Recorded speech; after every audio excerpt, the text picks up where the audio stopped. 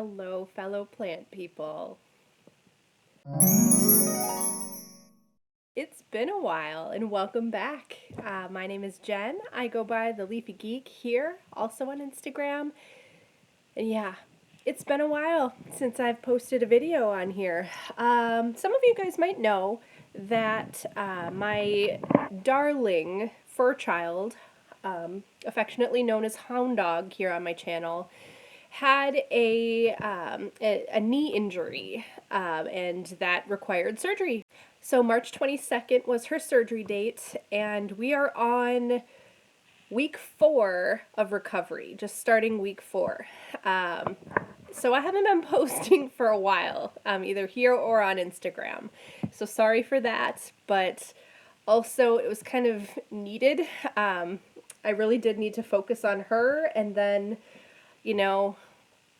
kind of do self-care at the same time. So it's been a lot of wine and chocolate and watching episodes of Lucifer on Netflix. It's really what my weeks have been like lately. But I'm back, and I just thought my first video should probably be a seedling update, because things are looking pretty gardeny in here. I've got quite a few things going on, and it's looking really good. So I'm prepping for planting day, which is usually right around Mother's Day for us here in Minnesota.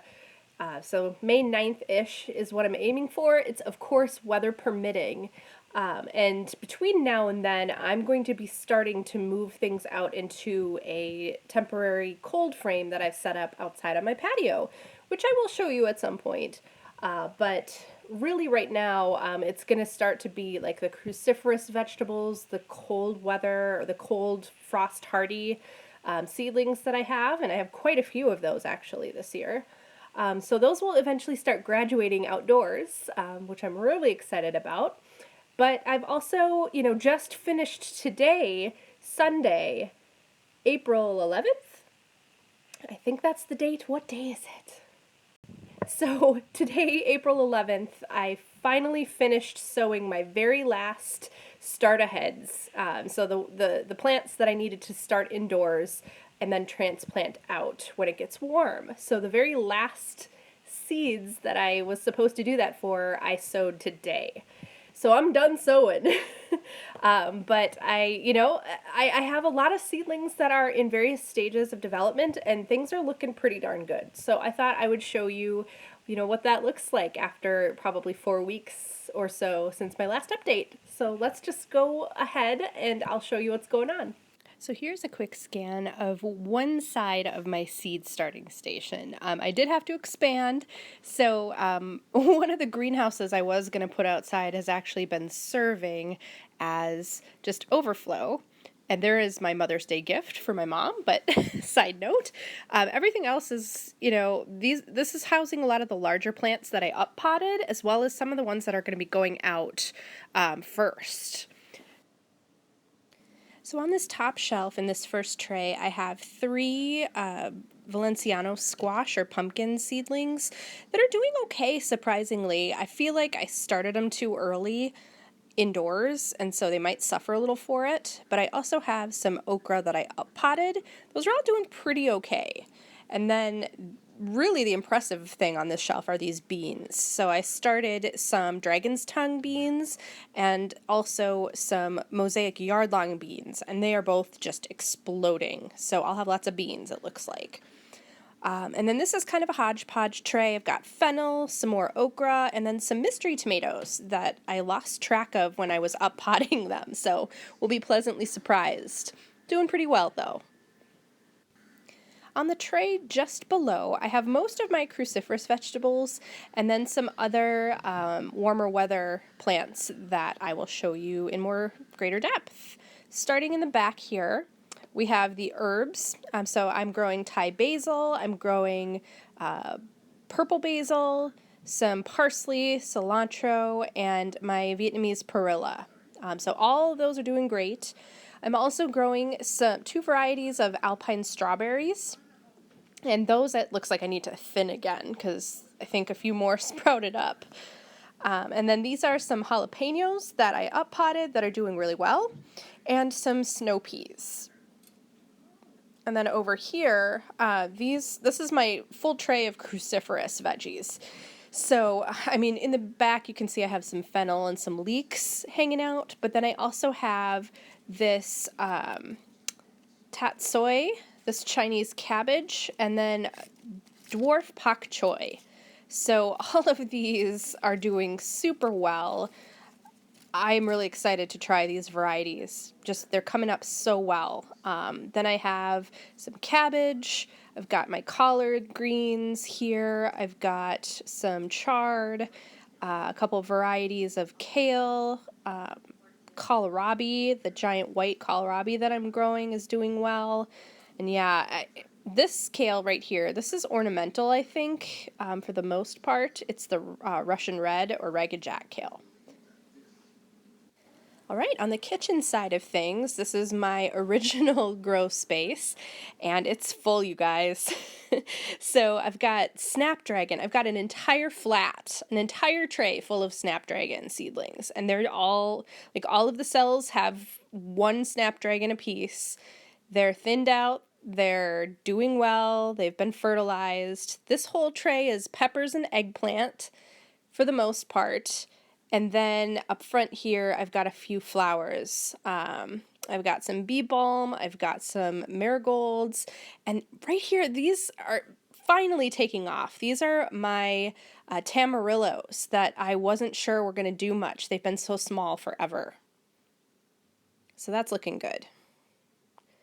And then next door, these zinnias I sowed a week ago, and they're already up, so I am pleased with that. 3 different varieties in that tray. And then I also have some leftover or some thinned out snapdragons, as well as these African daisies. And then today I just started my gherkins, my cucumbers. So this is an exciting tray. Just below, I've got my tomatoes. These are all up potted, and I think I waited too late to up pot them. It was really touch and go for a while for these guys, but I did feed them some fertilizer, and they are starting to grow new leaves again, which I'm relieved to see. They definitely need quite a bit of water and quite a bit of food in order to develop strongly. And when I up-potted them, I planted them a little bit deeper so that they might grow roots from their stems, so they're not too leggy. And then over here, I've got some Celosia. Pretty much all of this is Celosia. I've got a few hot peppers that I'm going to have to thin out that are doing okay. And then I've got some overflow pansies right there. Took me forever to thin out all my pansies and to up-pot them, but I'll show you that in a second. Over here, I've got some microgreens that I started, broccoli and a radish mix. So you can see I've already eaten a few radishes, but that's delightful. I'm so glad that I opted to start some microgreens this year. It was really, really, really a good idea. And I will be doing that several times this year, I think. And then here in my Germination Station, I have the things that I just sowed today. So I've got some alyssum, I've got some more summer squash and acorn squash that I started. The alyssum I'm really excited about.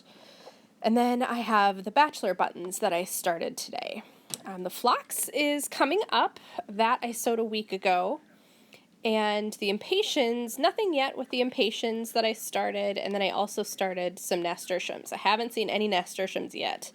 And this tie-round eggplant was just kind of a fluke. I wanted to try it. I've got this one little seedling. So, overall, okay. I keep this one domed until I've got significant germination and seedlings popping out of the soil. So we'll see. And then on the very bottom shelf is basically my pansy shelf. With the exception of these are the cherry tomatoes that I had started. And again, I think I waited a little too long to up-pot them. So they're looking a little raggedy right now.